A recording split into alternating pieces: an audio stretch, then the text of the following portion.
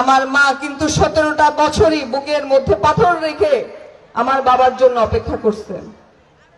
এরকম দৃষ্টান্ত কিন্তু খুব কম। আমরা কিন্তু আমার বাবার জন্য দোয়া করছি না?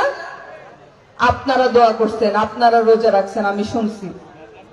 তার মানে কি, আমার মা, আমার বোন, আমার বাবার যে ভাইয়েরা বসে আছেন, আমার চাচারা, আপনাদের প্রত্যেকের কাজ আজকে থেকে আমার হয়ে কাজ করার, আমার বাবার ভাই হয়ে কাজ করার, আমার বাবার বোন হয়ে কাজ করার।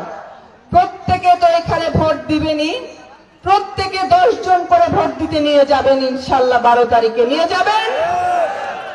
প্রত্যেকে মনে করবেন আমি আব্দুস সালাম পিন্টু সাহেবের বোন, আমি আব্দুস সালাম পিন্টু সাহেবের মা। আমি যদি ভোট দিতে না যাই, কে ভোট দিবে? একটা কথা মনে রাখবেন, আমার বাবা কিন্তু তার মাকে আর শেষ দেখা দেখতে পারে নাই। তার মাকে কিন্তু শেষ দেখা দেখতে দেওয়া হয় নাই। যতই সে আজকে 17 বছর পর ফিরে আসুক, সে কি তার মাকে আর দেখতে পারবে? সে কি আর তার মায়ের পা ধরে বলতে পারবে, আম্মা গরম ভাত রেখে রাখো, আমি এসে খাবো? বলতে পারবে? আজকে তার মায়েরা হচ্ছেন আপনারা। এই জন্যই আপনাদের কাছে আসলে নাকি আমার বাবা শান্তি পান, ঢাকায় থাকলে নাকি সে শান্তি পায় না।